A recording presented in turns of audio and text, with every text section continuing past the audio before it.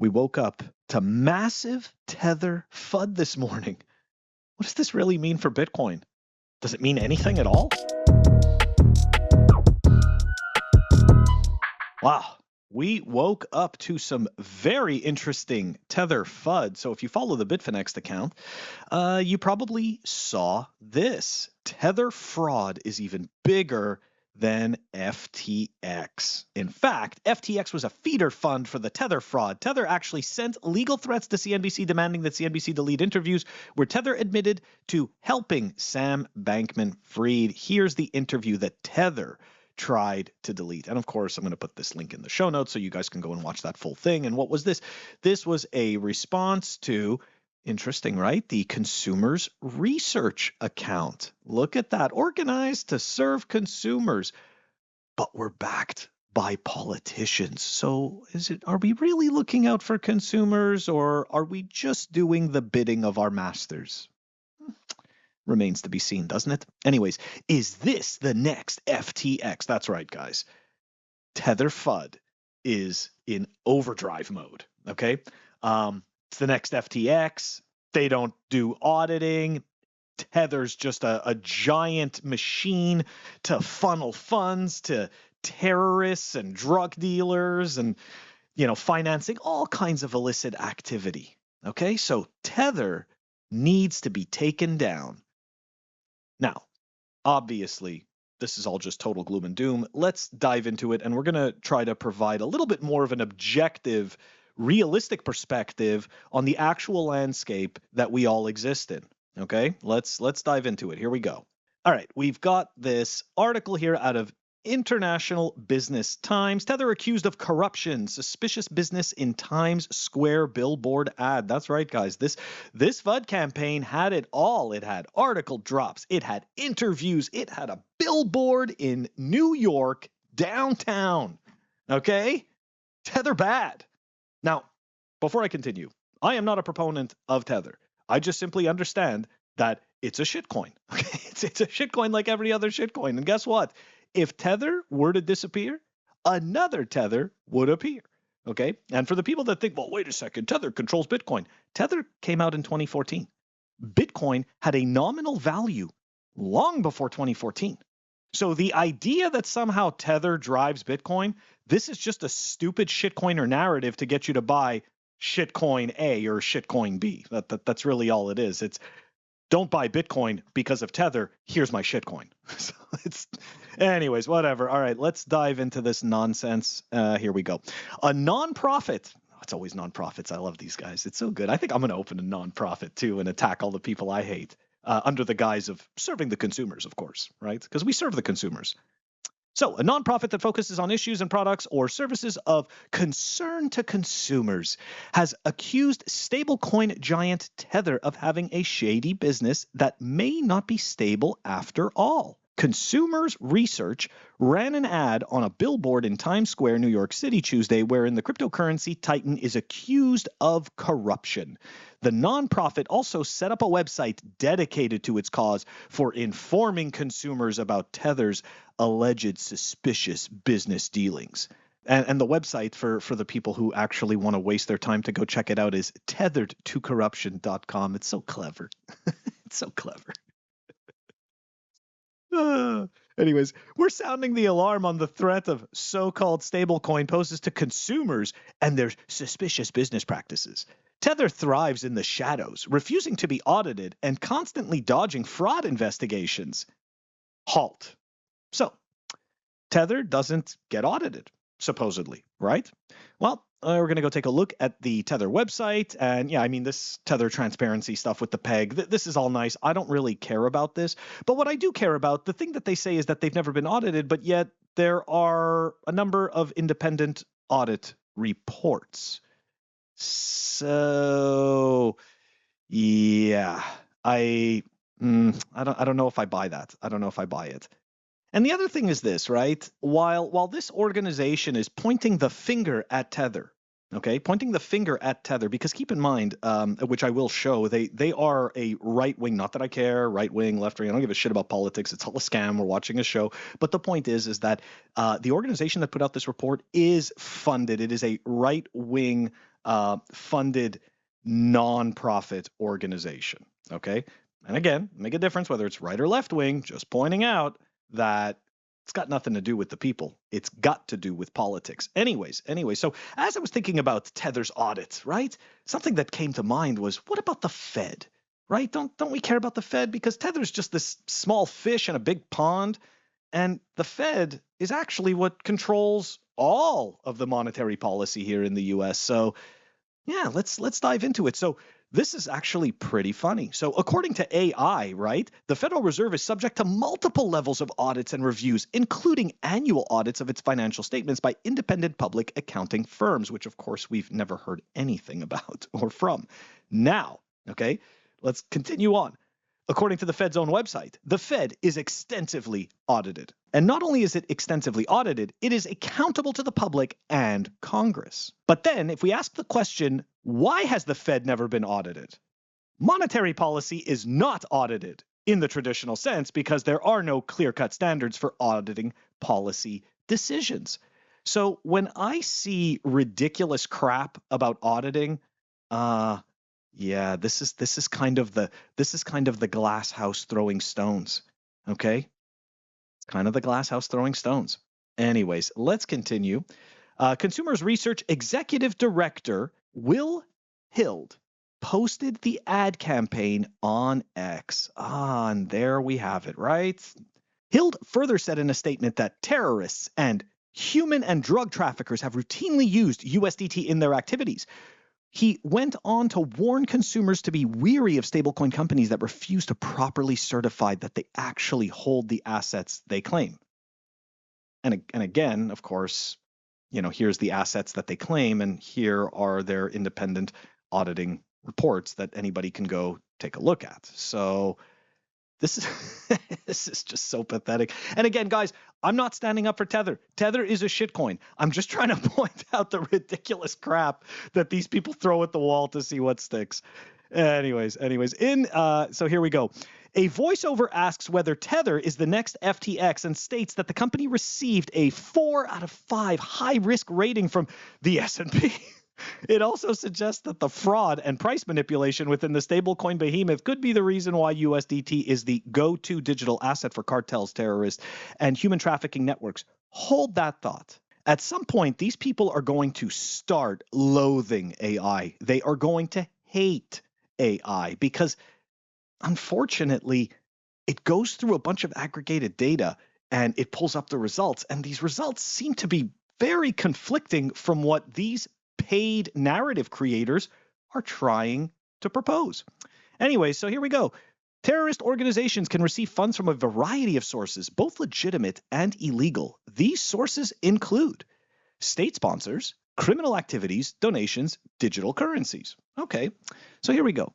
Terrorist groups can move funds through a variety of methods, including banks. You'll notice banks are number 1 on that list, okay? And the reason banks are number 1, which I have said 1,000 times, is banks own the majority of the rails for the financial system. They are also the gatekeepers. Who else can move billions of dollars? Not you, not me, the banks. Okay, so this is, again, they are the biggest facilitators of money laundering and illicit activity. It doesn't matter how much, it doesn't matter how many NGOs they pay, it doesn't matter how many nonprofits they give checks to, it doesn't matter how much crap you come up with. If you own the rails and you own the gates, then you are the facilitator. That's all there is to it. Anyways, so banks, money transmitters, cash, Hawala, a traditional method of value transfer. It's interesting. How come you don't hear much more about Hawala, but you do hear a lot about the nasty stable coins that the terrorists are using? I don't know. I'm beginning to think that USDT is not the go-to digital asset for cartels. What I am beginning to think is that for whatever reason, this organization sees Tether as a political threat. And I'll give my thoughts on that at the end as we continue to go through this completely nonsensical article. The website sponsored by Consumers Research, tethered to corruption.com, displays quotes taken from various outlets that reported on some of the allegations hurled against Tether, including Bloomberg, Forbes, Protos, and the Wall Street Journal. Now, of course, every single one of these every single one of these publications is funded is funded by the traditional banking system and the traditional banking cartel. So of course, right, they're going to hate Tether. They're totally going to hate Tether. And the amazing thing is, and this is something I find interesting throughout this whole entire article, I'm very surprised that they didn't mention the over $73 billion that Tether has amassed in treasury bonds. Interesting. It's almost like Tether is just as smart as the rest of these corporate toolboxes in the pay-to-play realm. And look at that. They're paying and they're playing. Who would have thought? Let's go take a look now at some of the organizations that give money to consumers research. Because I don't think too many people know who consumers research is. I know that I don't know who they are, and I had to go do some digging. So let's dive into it. Consumers research is a dark money non-profit that receives funding from a variety of sources, including donor-advised funds, foundations, and individuals. Now, let's take a look at how much money they've gotten. Well, Donors Trust gave them $21 million in 9 years. National Philanthropic Trust gave them $500,000 in 2020. Rowling Foundation gave them another $500,000. Surly Freedom Trust gave them $400K. Bradley Foundation gave them $250K. Donors Capital Fund, which Donors Capital Fund is not the same thing as Donor Trust, but they are aligned and they do work together, gave another $250,000. And Leonard Leo, an individual, also funds consumer research. And Leonard Leo, I believe, is another right-wing activist. Donors Trust and Donors Capital Fund work together, okay? And let's just go take a look at the board of directors of the Donors Capital Fund, just for the sake of it. So you'll see here a number of groups, right, that essentially sit on the board of directors. You've got the Philanthropy Roundtable. You've got the American Enterprise Institute, which is a Washington, D.C. lobby group. You've got the Cyril Freedom, the Freedom Trust over here. You've got over here the Ashbrook University. You've got Acton Institute. You've got the Institute of Justice. And you have the Fund for American Studies, which again, also apparently is another Washington think tank. What's the takeaway, guys? What's the takeaway? Yeah, we're still in the then they fight you stage. Yeah, we didn't win yet. Okay, that's the first part. We'll get that out of the way. Number 2, how much does Tether really affect Bitcoin? Okay, so look, explained this at the beginning. I've explained this in previous clip. Bitcoin existed before Tether. Bitcoin had a nominal value before Tether. Okay, so the idea that if Tether somehow implodes, gets shut down, gets conveniently, how could I say this? Kind of like what happened to Binance, right? They get conveniently discredited. A new puppet director comes into play. That it comes into that position where he is much more aligned with the statist ideologies, and business just goes forward. Now, I am going to suggest that they don't need to do that. I believe that, and I'm not complimenting Tether for this. I'm just explaining this is what they're doing, okay? I think that Tether already knows how to play this game. This is why they have $73 billion in U.S. Treasury bonds. This is why they're doing these things, okay? Because they are positioning themselves, and I think this is also part of it. I do believe that Tether is positioning itself to be the quote-unquote U.S. dominant stablecoin, i.e. a form of CBDC.